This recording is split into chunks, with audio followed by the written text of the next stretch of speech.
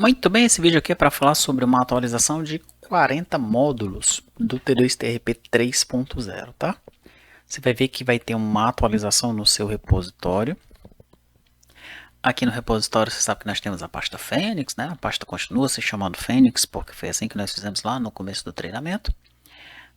O treinamento ele tem duas fases. A Fênix é onde a gente constrói os primeiros 24 módulos, Pegasus onde a gente constrói os outros 24 módulos e mais alguns, além desses 24, tá? Mas como nós temos aí vários repositórios para os alunos, né, quem contrata o treinamento, então mudar isso daqui ia ficar meio chatinho aí, porque tem um robô que atualiza esses repositórios automaticamente, tá? Então deixamos Fênix mesmo, mas o que tem aqui dentro ó, é referente a todos os módulos do T2TRP 3.0, tá bom? Não apenas a parte do Fênix, mas o Pegasus também está tudo aqui dentro, tá? Então você vai ver, ó, que dentro de front-end, que é onde estão os projetos feitos para Flutter, né? Dentro de Vicanes, tem agora aí 30 arquivos, tá? Esse vídeo aqui é referente à atualização do Flutter, vou falar só sobre o Flutter, tá bom? E vão ter outros 6 vídeos falando sobre as atualizações em cada um dos servidores, tá? Bom, na verdade, nesses 30 arquivos aqui já apareceu para você aí no seu repositório pessoal, né? O repositório também do GitHub, que é o público, também tem isso daqui, tá? Qual é a diferença do repositório pessoal para o público? O repositório pessoal é para quem contrata o treinamento e ele é atualizado mais frequentemente. O repositório do GitHub é público, né? E ele é atualizado apenas uma vez por mês, tá? Muito bem, então aqui nós temos 30 arquivos. No teu repositório já tem esses 30 arquivos, tá? Só que os 30 arquivos que tem no seu repositório atualmente, eles estão no nível de MVP, tá? Menos o módulo tributação, que já está com o controle de acessos e a autenticação. Agora, com essa atualização, esses outros arquivos aqui, eles estão com o controle de acesso e também com a autenticação. Tá, mas eu mencionei que eram 40 módulos, por que tem 30 arquivos, né? Porque esses 30 arquivos aqui representam 40 módulos, tá? Nós temos, por exemplo, aqui o bloco financeiro, é um bloco isso aqui, não um módulo, né? Dentro dele tem o módulo contas a pagar, o módulo contas a receber, tesouraria, fluxo de caixa, enfim, tem vários módulos dentro dele, tá? E aqui no SPED também tem vários módulos, ó. Tem o SPED contábil, o fiscal, o Reinf, tem o SPED contribuições, o Sintegra tá aí dentro também, tá bom? Então quando a gente soma tudo, dão 40 módulos aqui. É o total de módulos dessa atualização. O que é que eu vou fazer aqui agora? Eu vou colocar um desses módulos aqui para funcionar, tá? E aí, com base nisso, você coloca os demais módulos para funcionar também, tá bom? Eu vou pegar o módulo Agenda e vou colocar ele para funcionar, tá? Observe que o módulo Tributação ele é um pouquinho maior que os demais, tá? Dentro do módulo Tributação, tem todos os arquivos que são necessários para colocar um módulo aqui para rodar, tá bom? Já os demais módulos aqui, eu coloquei apenas a lib e o pubspec, tá? Evidentemente, quando você for organizar o seu repositório, você não vai deixar os arquivos zipados assim, né? Você vai deixar eles, os projetos, sem estarem compactados, hein? Você vai configurar o seu repositório da maneira ideal, da maneira correta, digamos assim, tá? Eu deixei assim apenas para não encher muito os repositórios de vocês, né? E aí eu já deixei zipado, mas enfim, você vai ter o seu próprio repositório, tá? E aí no seu próprio repositório você configura da maneira adequada, tá? Beleza, então vamos lá, eu vou pegar o módulo Agenda e também vou pegar o módulo Tributação, vou copiar os dois e vou colocar aqui numa pasta qualquer, tá? Vou colocar aqui na pasta Testes. Prontinho. Daí eu vou descompactar o módulo Tributação, vou descompactar o módulo Agenda. Beleza? O módulo Agenda, eu vou renomeá-lo. Por quê? Porque eu vou criar um projeto Flutter aqui dentro. E o nome do projeto tem que ser Agenda, tem que ser o mesmo nome do módulo, tá? Se eu estiver descompactando eles numa pasta temporária e estiver criando o projeto em outro lugar, eu não preciso comentar isso daqui, tá? Mas como eu vou criar aqui dentro mesmo o projeto Agenda, vou deixar esse cara comentado por enquanto, tá bom? Por enquanto não, ele vai ficar comentado mesmo depois de ser excluído, né? Vou abrir aqui um prompt. Vou chamar um Flutter Create aqui, ó. Flutter Create Agenda. Ele vai criar um projeto Agenda aqui para mim, tá?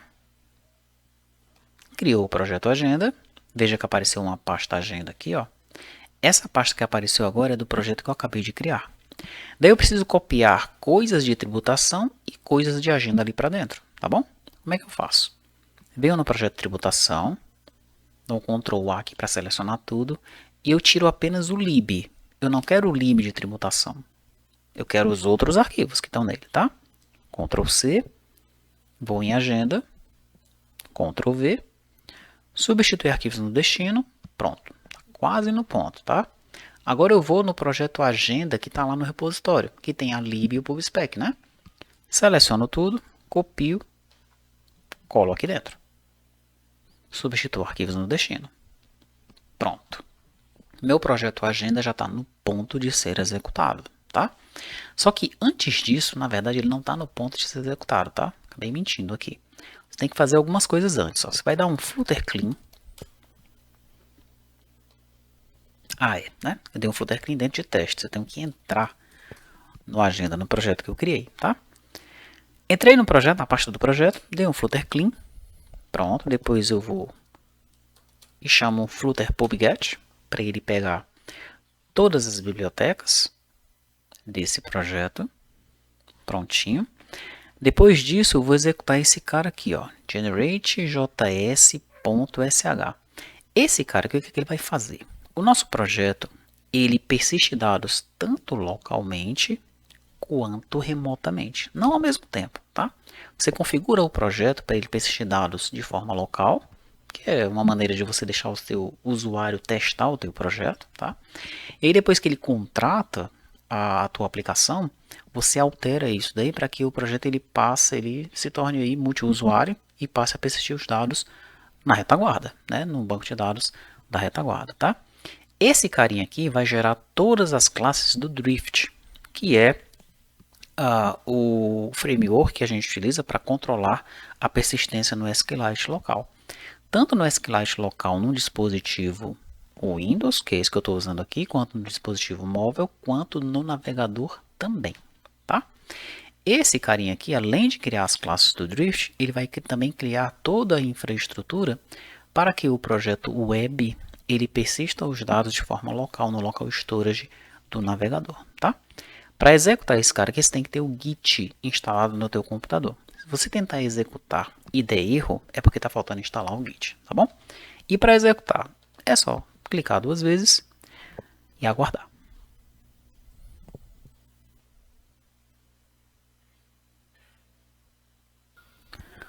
Não estranhe se ele demorar um pouco, tá? Ele demora mesmo, tá? Que eu estou pausando o vídeo aqui para a gente não perder tempo só olhando aqui para esse script sendo executado, tá? Ele é um pouquinho demorado mesmo, tá certo?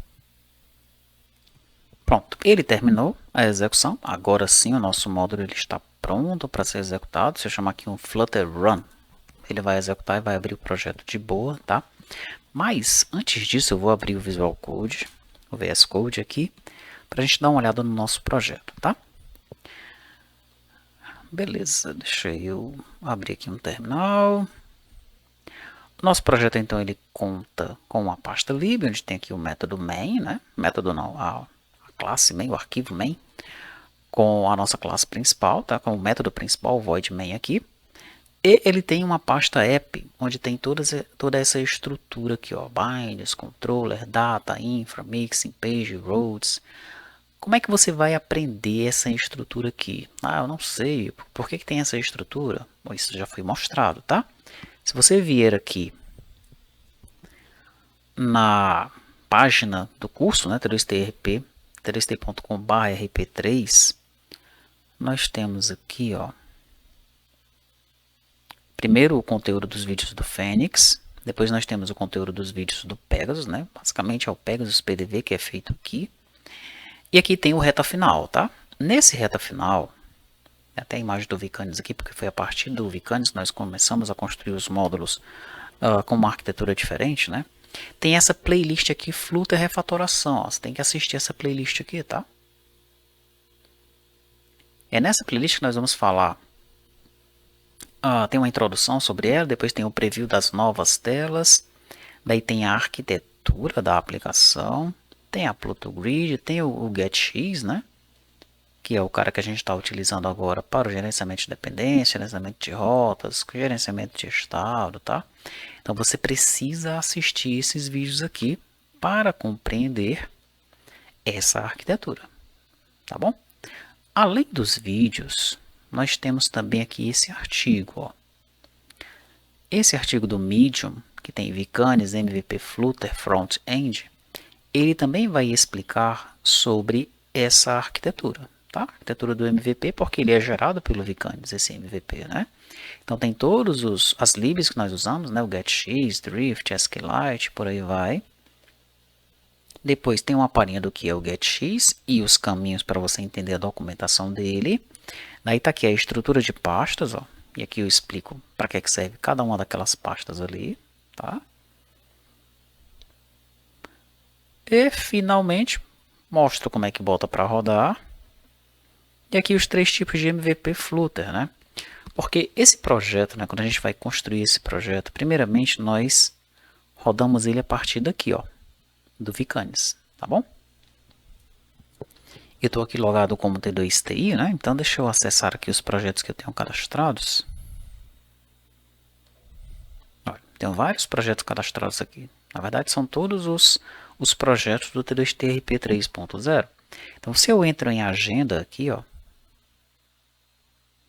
agenda, esse aqui é o DER da agenda, tá? Então tem ali agenda compromisso, notificação, sala, né? As salas de reunião, quais são os eventos que estão rolando nas salas, aqui o cadastro da sala, daí tem o compromisso convidado, recado remetente, recado destinatário, tem o pessoa colaborador aqui, que eu estou utilizando uma view, tem o view controle e acesso, view pessoa usuário, né? Por que eu decidi utilizar views aqui? Onde é que estão essas views? Essas views aqui, elas se encontram dentro do repositório, tá? Lá no repositório aqui em artefatos, ó, views MySQL, tá aqui, ó, view controle de acesso, essa view você vai criar lá no MySQL, ou no banco de dados que você está utilizando, né? Está utilizando outro banco de dados, é só adaptar essa view para o seu banco de dados, tá? Daí tem aqui view pessoa usuário, ó, aqui ela. Daí tem a view pessoa colaborador, ó, tá aqui ela, tá? Porque na tabela colaborador, se você olhar lá no banco de dados, ela não vai ter o nome do colaborador, né? Você vê aqui, ó, tabela colaborador, por exemplo. Deixa eu pegar ela aqui. Colaborador. Ó. Não tem o nome do colaborador, tá? O nome vai estar na pessoa, por isso que ele tem o ID pessoa aqui, ó. Ok? Então, para facilitar ali a nossa vida em alguns momentos, o que é que eu fiz? Eu vinculei aqui esse lookup, né? Que aqui vai ter um lookup, agenda compromisso, vai buscar o colaborador. Então, no lugar de, na janela de lookup, eu colocar os dados de pessoa, colaborador em uma série de tabelas, eu aponto logo para uma view. Tá? Então é só criar essa view no banco de dados. Na hora que ele for fazer o lookup aqui, ele já busca os dados e vai ter os dados de pessoa e colaborador todos juntinhos. Mesma coisa acontece para a view controle de acesso e a view pessoa usuário, que vai ter os dados de pessoa e de usuário. E controle de acesso vai ter o dado de perfil, função, enfim, todos aqueles dados ali do controle de acesso que eu já mostrei anteriormente, né? Onde foi que eu mostrei essa questão do controle de acesso? Aqui, ó. Depois que eu falei aqui da refatoração, eu mostrei uma nova arquitetura para o módulo GED. Depois eu falei aqui sobre atualizações do Flutter. E aqui nessa playlist, ó, autenticação e controle de acesso, é onde eu vou mostrar essa questão ali de como é feito o controle de acesso e a nova autenticação. Nova sim, né? Porque a gente já fez essa autenticação lá com o JWT anteriormente. Existem vídeos sobre isso, tá? Mas existiram aí algumas alterações, inclusive existem alterações neste momento nos servidores que eu vou mostrar nos vídeos posteriores. Esse aqui é o do Flutter, né? Eu vou fazer um vídeo para cada servidor e vou falar sobre essas alterações aqui no controle de acesso, tá? Evolução do MVP gerado pelo Vcanis. E aqui eu mostro a questão do menu, as views, login, controle de acesso, controle de pagamento, banco de dados da empresa e próximos passos. Ó. É importantíssimo assistir isso daqui também, tá? Aqui é só sobre o servidor Python. MVPs gerados são módulos, são videozinhos ali bem curtinhos mostrando os 30 MVPs que foram gerados. Menu para chamar os módulos, importantíssimo assistir também. Menu para chamar os módulos dinâmicos, também importante, tá? Então, esses vídeos que estão aqui, ó, dentro de reta final, você tem que ver. Não tem como escapar, não, tá? Para compreender toda essa nova arquitetura que a gente está montando aqui. Tá? E aqui vai aparecer o número 10, que é exatamente essa playlist que eu estou gravando agora. Vai ter esse vídeo aqui do Flutter, os 6 vídeos dos 6 servidores e um último vídeo lá falando sobre os módulos, os incrementos que serão feitos nos módulos a partir de então, tá bom? Então, voltando aqui, eu vou fazer uma pequena revisão sobre o fluxo de funcionamento dessa aplicação Flutter, tá? Eu já falei sobre isso naqueles vídeos que eu acabei de mostrar agora, mas vou fazer uma revisão rápida aqui sobre isso, tá bom? Tudo começa nesse método main, né? O método main, então, ele chama aqui uma home, ó. A home, a nossa home page aqui no caso, da aplicação, é a splash screen page. Quando eu entro em splash screen page, ela vai ter o método build, né? O método build, ele tem um feature builder. O feature builder dele, o feature aqui, ele está apontando para esse método, ó, inicializar os settings. Esse método está aqui em cima, ó, inicializar os settings. A primeira coisa que ele faz é chamar popular objetos principais lá da session, tá? Todos os projetos feitos em Flutter aqui para o TDOS-TRP têm uma seção. Essa seção, ela vai ter uma série de variáveis aqui, ó. O token JWT fica armazenado na seção. O banco de dados local fica armazenado na seção. Os módulos, tanto os blocos quanto os links, para a gente navegar para os outros módulos, fica armazenado na seção. Eu verifico aqui se a caixa de diálogo de wait está aberta ou não, em alguns momentos através da seção. A lista de controle de acesso fica armazenado aqui. O usuário que está logado fica armazenado aqui. A empresa fica armazenado aqui. O tipo de plano, os tipos de plano também estão armazenados aqui. A empresa está com plano ativo ou não, está armazenado aqui. E esse modo de teste, né, nós criamos para que, se você quiser acessar o banco de dados da retaguarda, né, se quiser consumir a API REST, mas estando rodando em modo de teste, você coloca isso aqui para true, tá bom? Muito bem, então o que é que faz aquele método popular objetos principais, que é o que está sendo chamado aqui, ó, popular objetos principais? Ele primeiro sobe alguns controllers do getX. Para que isso? Aí você vai ver naquela playlist lá sobre a refatoração. Lá eu explico tudo sobre o getX, tá? Não tudo, né? A boa parte de como funciona o getX, porque aí tem a documentação do getX, tá bom? Daí eu chamo aqui, ó, o login controller e já carrego os planos. Esse load plans aqui, ó, do login controller, o que é que ele está fazendo? Ele está chamando o RP tipo plano provider, tá? E depois ele está carregando as listas de plano aqui através desse RP tipo plano provider, tá bom? Esse getList aqui, nós viemos nele, o que ele vai fazer, ó? Ele vai chamar a lista de planos, deixa eu ver de onde é que ele vai chamar isso daqui, ó. URL da software house. O que é essa URL da software house? Essa URL da software house, ela está definida aqui nesse API Provider Base. Todos os nossos providers, todos eles, herdam de API Provider Base, tá? A API Provider Base, ela tem pelo menos aqui 2 servidores, ó. Quando a gente começou a fazer o Fênix, lá no comecinho, nós tínhamos outro servidor aqui, que é o servidor de relatórios. Ele vai aparecer aqui depois, hein? Tá? Mas esses 2 servidores que estão aqui são o seguinte, ó. Quando você subir o módulo agenda no Flutter, ele vai ter que consumir o servidor da agenda, né? O servidor da agenda é feito em quê? Ou em Delphi, ou em Python, ou em Node, ou em Java, ou em PHP, ou em C#, dependendo da linguagem que você escolheu. Então, para cada módulo que sobe aqui, a gente sobe um servidor lá atrás. Aí vem um pequeno detalhe aqui. Pô, mas anteriormente, né, nós fazíamos tudo junto aqui, né? Ó. Nós tínhamos, por exemplo, aqui no repositório, quando a gente vem aqui no front-end, temos o Fênix Provider aqui, ó. Todos os módulos estavam aqui, ó. Cadastros, comissões, compras, CTE, estoque financeiro, GED, inventário, estava tudo aqui, tá? Isso aqui é um monolito, né? É uma aplicação única. Se eu precisar fazer uma alteração em NFE, aí eu tenho que subir tudo de novo, o projeto tudo, tá? Da maneira que nós estamos fazendo agora, se eu precisar fazer uma alteração em NFE, eu subo apenas o módulo NFE, ok? Tem um outro detalhe ainda. Da maneira que a gente está fazendo agora aqui, ó, com os módulos separados, é um primeiro passo rumo a microserviços, tá bom? ainda não é microserviço, porque nós temos um banco de dados único. Todos esses módulos estão acessando um único banco de dados com todas as tabelas, tá? E uma das características aí do microserviço é que cada módulo tem o seu próprio banco de dados. E tem que ter um serviço de mensageria aí para que os módulos conversem entre si, tá? Enfim, é um passo em direção a isso daí. É bem provável, né, que ainda no treinamento a gente mostre para vocês como fazer um dos módulos com microserviços, tá? Qual é a vantagem do microserviços, né? Se eu tenho um módulo que é muito demandado, por exemplo, NFE. Cara, NFE é um módulo muito demandado, tá?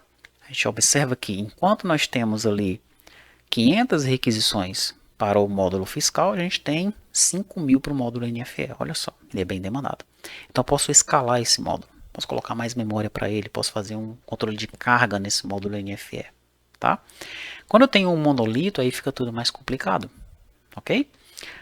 Muito bem, mas não vamos entrar muito nos méritos do microserviço neste momento, né? Ele também tem seus prós e contras e é bem provável que a gente ensine você como fazer também um desses módulos com microserviços mais lá na frente, tá? Não agora. Perfeito, então eu tenho aqui os meus módulos separados, né? Esse servidor aqui é o servidor do módulo em si, tá? Subiu a agenda no Flutter, ele tem um servidor rodando lá atrás. Beleza? E esse servidor da Software House aqui, esse é o seu servidor. É aquele servidor que vai estar sendo consumido por todos os seus clientes. O cliente ABC contratou a aplicação. O cliente ABC vai ter que ter um banco de dados para ele. Daí ele vai ter, para cada módulo que ele contratou, um servidorzinho rodando. E tem o servidor da Software House, que é o seu servidor. Ele vai estar atendendo o cliente ABC, o cliente DBE, enfim. Todos os seus clientes vão ter que passar pelo seu módulo de servidor da Software House. Para quê? Para carregar os planos ativos, que é o que está acontecendo aqui, ó. Tá? E depois para carregar a empresa, né? Os planos ativos, eles vão ser carregados desse banco de dados aqui, ó, retaguarda da Software House. RP plano ativo. Tu vai cadastrar os teus planos aqui da maneira que você bem entender, tá? A gente já falou sobre isso naqueles vídeos que eu acabei de mostrar ali da reta final, tá bom? Então isso daí é contigo, como é que você vai fazer esse controle de pagamento, tá bom? Muito bem, então voltando aqui em sessão, eu carrego os planos, né? E depois eu verifico se a empresa está com plano ativo, ó. Esses carinhas aqui, esses dois métodos, desconfirmar a empresa plano ativo e confirmar a empresa plano ativo, é para usar em modo de desenvolvimento, tá? É só para você já confirmar aqui localmente que a empresa está com o plano ativo ou desconfirmar, para não precisar fazer todo esse controle do pagamento, tá? Verificar a empresa plano ativo, o que é que ele faz? Nós temos esse Shared Preferences aqui, ó. Esse Shared Preferences é uma lib que a gente está utilizando para guardar alguns detalhes aqui no dispositivo, tá? Pode ser um dispositivo Windows, Android, iOS, pode ser o próprio navegador. E a gente vai guardar duas coisas. Primeiro a gente vai guardar se a empresa está com plano ativo, sim ou não. Depois a gente vai guardar o CNPJ da empresa. São esses dois detalhes que a gente guarda nesse arquivo. Nós estamos guardando isso daqui plain text, tá? Tá ficando um S lá e tá ficando o CNPJ lá, mas a gente pode guardar isso daqui de forma criptografada também. Beleza? Para ficar mais seguro. Então ele vai lá, ó, ele verifica se esse carinha aqui, T2TRP empresa plano ativo, se ele tá igual assim, tá? Primeiro eu pego ele aqui, né? Vai lá no Shared de Preferências e vê para mim se esse T2TRP empresa plano ativo, se ele de fato está ativo, tá? Se ele é diferente de nulo, esse resultado aqui, ó, e se ele é igual assim. Se isso aqui acontecer, então eu marco a empresa com plano ativo, tá? Ou se eu tiver em modo de teste. O modo de teste aqui é para eu não usar o banco de dados local. Se eu colocar em modo de teste, ele vai usar o banco de dados da retaguarda, tá? Da retaguarda da empresa, no caso, né? Ele vai consumir o servidor da empresa, beleza? Mesmo não estando com o plano ativo, tá? Muito bem. Daí, ó, se eu entrar nessas condições, eu marco que a empresa está com plano ativo, digo que não é para usar o banco de dados local, pego o CNPJ que está cadastrado em T2TRP empresa CNPJ, instancio o provider da empresa e pego a empresa pelo CNPJ aqui, ó. Esse get empresa por CNPJ, ele está indo no servidor da Software House, tá? Vamos observar aqui, ó. Ó, endpoint SH. Endpoint SH é esse daqui, ó. é o da Software House. Tranquilo? É isso que está acontecendo na sessão aqui então, tá? Estou carregando os dados dos planos de pagamento e estou pegando os dados da empresa, beleza? Depois disso, né, que eu carrego esses objetos principais aqui, a Splash Screen, ela vai para o Login Page, ó. Login Page. Login Page, ele herda de Login Controller, tá? Então, o Page aqui, ele está apenas desenhando a página, né? Toda a regra de negócio está dentro desse controller aqui, tá? O Login Page, se eu vier aqui, por exemplo, ó, nesse módulo aqui que eu coloquei dentro de T2T Sistemas, né, o módulo GED, essa aqui é a janela Login Page, tá? O botão Login aqui, quando eu clicar neste botão, ele vai executar um método, ele está mais aqui para baixo, ó. Tá aqui ele, Login Button. Ele chama o do Login do controller, tá? Quando eu clico nele, eu vou para Login Controller e tenho aqui o do Login. O que ele vai fazer? Ele verifica se eu estou usando o banco de dados local. Se eu estiver usando o banco de dados local, ele já seta o usuário logado que está na sessão como administrador. Ele vai ter acesso a tudo. Ele também já vai para a Home Page, que é a página principal da aplicação, tá? Se não tiver marcado como usando o banco de dados local, ele vai verificar se eu estou em modo de teste. Se eu estiver em modo de teste, eu vou de novo dizer que o usuário logado é administrador e navego para a página principal da aplicação. Se não, se nem é o banco de dados local e nem está em modo de teste, aí ele vai fazer o login, tá? Ele vai instanciar o View Pessoa Usuário Model, vai colocar login e senha nele, que são os dados que estão aqui, ó, login e senha, tá? Daí ele vai chamar esse do login, do View Pessoa Usuário Repository, ó, do login ele vai chamar o provider. O que ele vai fazer então? Ele vai lá no servidor, no endpoint login, tá? Em cada servidor eu vou mostrar como é que está acontecendo esse login aqui. Eu lembro que eu mostrei isso no PHP, mas eu vou mostrar nos outros também, tá bom? Lembrando, né, que o que sobe para o servidor aqui, ó, não é o usuário limpo e seco não, tá? Não é a string JSON lá com o login e a senha, não. Nós vamos criptografar esse cara aqui, ó, tá? O que está subindo para o servidor é isso aqui, ó, que é um teste que eu fiz no Postman, tá? Então, no corpo da requisição, sobe isso aqui, tá? Se alguém estiver sniffando a rede, vai pegar isso daqui e não vai saber o que é, né? Vai saber que o cara está consumindo uma rota login, mas o que está indo no corpo da requisição é essa string aqui, ó. Ok? Detalhe importante. Para nós criptografarmos essa string aqui, né, esse util.crypt, ele está utilizando duas coisinhas que tem aqui em constantes, tá? O que é? Está aqui na parte de segurança, ó. Ele está usando essa chave e está usando esse vetor, tá? Então, todo mundo que está fazendo o treinamento, que está vendo esse vídeo, está vendo essa mesma chave e esse mesmo vetor. Essa chave e esse vetor tem que ser iguais lá no servidor. Lá no servidor, ele também está usando o AES, também está usando o modo CTR e está passando o pad nulo. Legal? Tudo isso está acontecendo lá. E a chave e o vetor tem que ser os mesmos. Agora, quando você for colocar o seu sistema em produção, mude isso aqui, tá? Porque se você não mudar e alguém que está vendo o treinamento pegar essa sua string aqui, ó, ele vai saber exatamente como descriptografar essa string, tá? É só fazer o inverso do que você está fazendo aqui, né? Então tem que mudar aquela chave e aquele vetor, tá bom? Perfeito. Voltando aqui no Login Controller, então ele vai lá, pega o usuário. Depois que ele pegar o usuário, ele pega o controle de acesso. Ó. O controle de acesso, né, ele está pegando de View Controle de Acesso Repository, tá? View Controle de Acesso Repository no getList, ele vai mandar para lá um filtro, ok? E lá no servidor, ele vai descer tudo que tem dentro desse filtro aí para o View Controle Acesso. Lá no servidor, no banco de dados, nós viemos aqui, ó, em View Controle Acesso, isso aqui também eu já mostrei no vídeo anterior. Aqui eu coloquei apenas os acessos do módulo tributação, tá? Então aqui nós temos a janela do módulo. Então, para cada módulo nós temos que colocar todas as suas janelas, tá certo?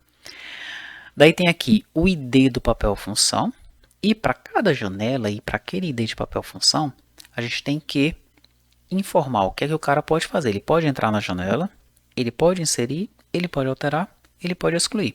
Neste caso aqui, para este usuário, né, dentro dessa janela ele pode fazer tudo. Já nesse caso aqui, ele não pode nem entrar na janela. Tá? Vai estar desabilitada a opção para ele entrar na janela.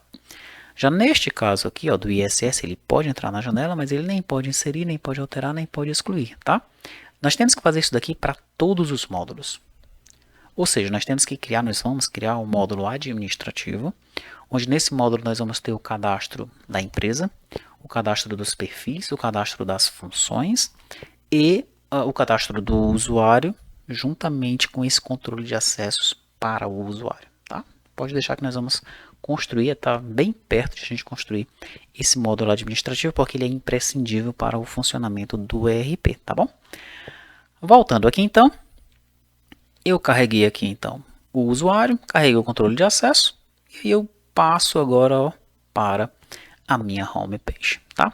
Basicamente o fluxo é esse aqui, tá bom? Vai no servidor da Software House, pega os planos, retorna lá, pega a empresa, tá com o plano ativo? Tô, vai para a janela de login, né?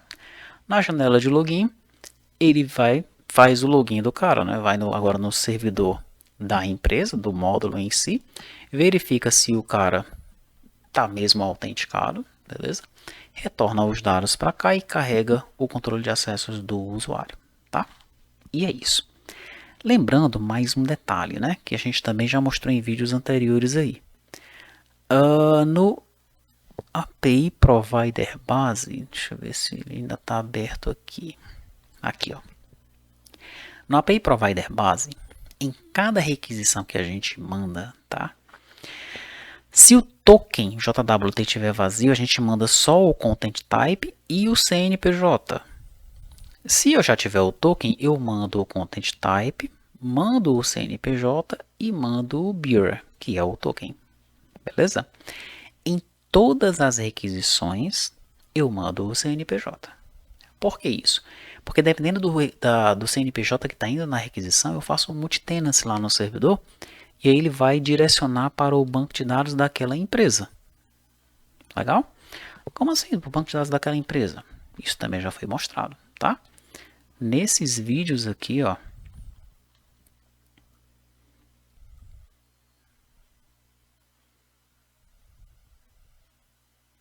Aqui, ó.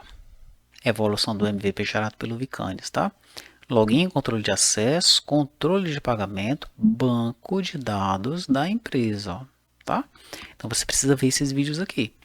Você vai ver que sempre que uma empresa nova contratar um plano, um banco de dados é criado para ela, com o nome do CNPJ. Legal? Esse CNPJ fica armazenado lá nas preferências da máquina local, e sempre que o cara ele logar, né, e ele fizer requisições, sobe o CNPJ no cabeçalho da requisição e a requisição ela direciona diretamente para o banco de dados daquela empresa, tá? Questão de segurança, né? Aqui nós estamos mandando o CNPJ limpo e seco, não estamos criptografando ele não, tá? Então é legal que você criptografe aqui o CNPJ, tá? Pode até juntar ele com alguma outra chave, enfim.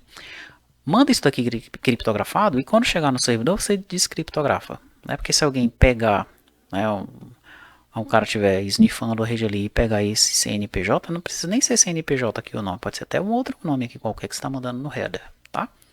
Muda esse nome aqui, criptografa e o cara se pegar isso daí não vai saber o que é que você está mandando. Não vai conseguir descriptografar e fica mais seguro as tuas requisições para o servidor. Tá?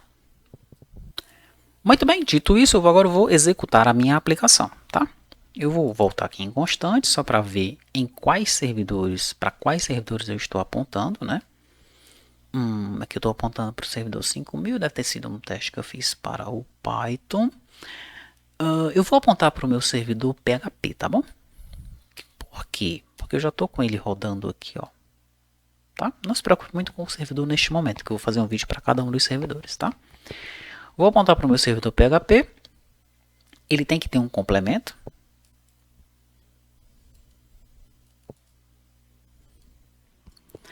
A porta aqui dele é 80. E o servidor da Software House eu também vou apontar para o PHP, tá bom? Por que ele tem que ter um complemento aqui? Porque no caso do meu servidor PHP, está aqui dentro da pasta champ, ó, eu tenho uma pasta RP3 com todos os módulos dentro, tá? Então, o caminho é RP3 e o nome do módulo, beleza? No meu caso aqui, ó, RP3 agenda, e para o servidor da retaguarda da Software House é RP3 retaguarda SH, tá? Beleza. Já está em execução, eu vou então pressionar um F5 aqui. Antes de pressionar o F5, porém, deixa eu só vir aqui nesses problemas, né? Tá dizendo que são problemas, mas são alguns to-dos, tá? Esse primeiro to-do aqui é para você implementar o controle de pagamento de acordo com a sua necessidade. Já mostrei isso no vídeo anterior. Esse segundo to-do, se você quiser persistir os dados dos settings aqui, né, do controle do tema no servidor, no banco de dados local, você pode fazer também. Esse daqui, no caso do Delphi, eu vou falar sobre isso lá quando tiver no vídeo do Delphi.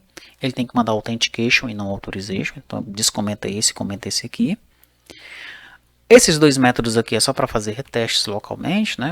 Eu quero gravar o CNPJ da empresa e quero gravar naquele shader de preferences que a empresa está com plano ativo. Então, é aqui que eu faço, gravo e desgravo, tá? Esses métodos servem para isso. E esse aqui, no caso do C#, quando a gente vai criptografar, nós temos que mandar uma barrinha antes e depois, tá? É para isso que serve isso daqui. Então, no caso do C#, tem que descomentar. Descomenta essa linha de cima e comentar de baixo. Tá? Mas eu também vou falar sobre isso quando eu estiver fazendo os testes lá no C#. Vou executar então.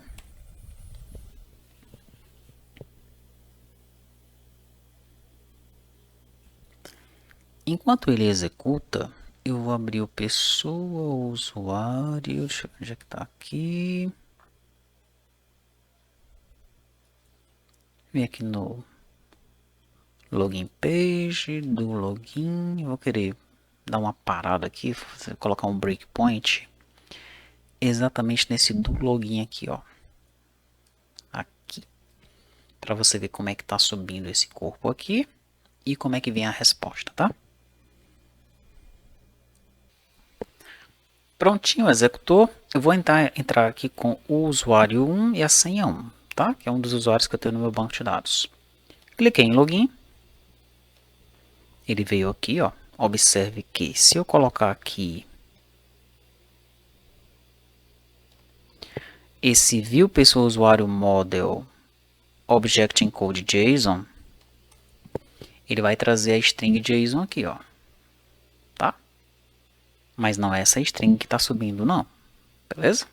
O que está subindo é isso daí criptografado, ó. Então, como é que ele fica criptografado? Criptografado ele fica assim, ó. Tá? Essa mesma string eu já copiei e já colei aqui no corpo do Postman, para a gente fazer testes posteriormente, ou mesmo agora se for preciso, tá bom? Essa mesma string aqui, ó, ela tem aquele objeto JSON do usuário, com o usuário e a senha, o login e a senha, tá? Mas criptografados, tá bom? Muito bem, então vamos executar aqui para ver o que vai acontecer. Mandei para o servidor. Ele voltou. Vamos ver qual foi o código que voltou. Voltou um 400. 400? Bad request. Tem alguma coisa errada, né? Vamos ver o que é que veio no corpo aqui, ó. No corpo da minha resposta. Objeto inválido no login, tá? Bad request. Ok. Executei. Deixa eu tirar aqui esses breakpoints. Ele vai mostrar esse mesmo erro aqui, ó. Tá? E agora? O problema está no cliente ou está no servidor? Vamos lá. Para eu descartar o cliente, né? Ou uma das maneiras de eu tentar descartar o cliente é fazer esse mesmo teste utilizando o Postman, tá? Se aqui no Postman o teste passar, então tem uma coisa errada aqui na minha aplicação Flutter, né? Então eu vou apontar para 80, RP3, agenda login e vou colocar no corpo da requisição aquele meu objeto criptografado, tá bom? Vou clicar em Send. E ele voltou um 400 também. Então, não é problema no cliente. Tem alguma coisa errada lá no servidor, tá? Meu servidor, eu vou abrir ele aqui agora, que é o servidor PHP, só para fazer esse teste, mas eu não vou entrar em detalhes no servidor PHP não. Cada servidor vai ter um vídeo separado para ele, tá bom? Agenda, vou abrir aqui um prompt. Vou chamar um code. E aqui em login controller, né? Que é quem eu estou chamando aqui, ó, o método login. Eu vou colocar um breakpoint nele aqui. Aqui nesse util decrypt eu também vou colocar um breakpoint nele aqui. Vou dar um F5. Pronto, já está sendo executado. Eu vou chamar de novo aqui do postman, só para ver o que vai acontecer, tá? Mandei. Ele parou lá no meu servidor PHP, ó. Vou dar um F10. O valor que ele está mandando aqui chegou aqui mesmo, aquela string, ó. Então a string está chegando aqui, de boa, tá? Vou pedir para ele decifrar. Olha só como é que tá ficando aí, ó. Tá, quando ele decifrou ficou todo estranho, né? Legal? Esse não é o objeto JSON que eu mandei, né? Então quando eu retorno isso aqui para cá, o meu usuário fica nulo, né? Porque ele tenta dar um JSON decode naquela loucura ali, então tá errado. Daí ele vai verificar se o usuário está setado, ele não está setado. Como ele não está setado, ele retorna o 400, objeto inválido. É por isso que está dando erro, tá? E agora, por que é que quando chega aqui, ele não está chegando de uma maneira certa? Na verdade, ele está chegando da maneira certa, tá? Ele só não está descriptografando da maneira correta, tá bom? Lembre que eu mencionei para você que em constantes tem uma chave e tem um vetor. Essa chave e esse vetor tem que ser iguais lá no servidor. Lembrando de novo que não pode ser igual ao que está aqui, né? Sua chave de 32 caracteres aqui. Tu vai colocar a tua própria chave aqui, tá bom? Vamos dar uma olhada lá no servidor como é que está definido isso daí, ó. Lá em constantes, olha a chave como é que está aqui, ó. Olha como é que está o vetor. Tá diferente, tá? Então eu tenho que vir aqui no cliente.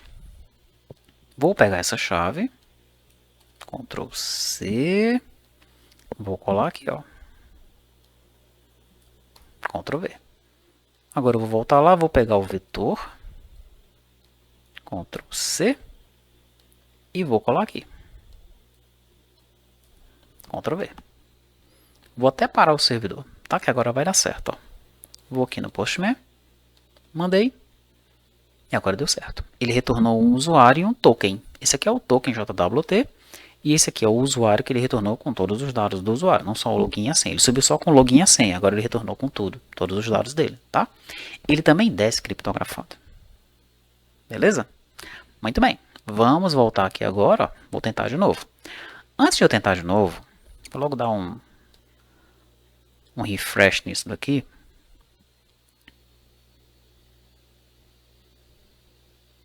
Prontinho. Vou colocar um login. E agora ele entrou, tá? Tá usando o banco de dados remoto. Aqui eu posso chamar os outros módulos do ERP. Tá sem imagens, né? Tem que colocar as imagens para cada um desses módulos aí, tá? E aqui estão todos os dados, né? Enfim, todos os acessos para as telas, tá? Vou entrar em categoria compromisso. Quando eu entro, veja que ele tem duas categorias.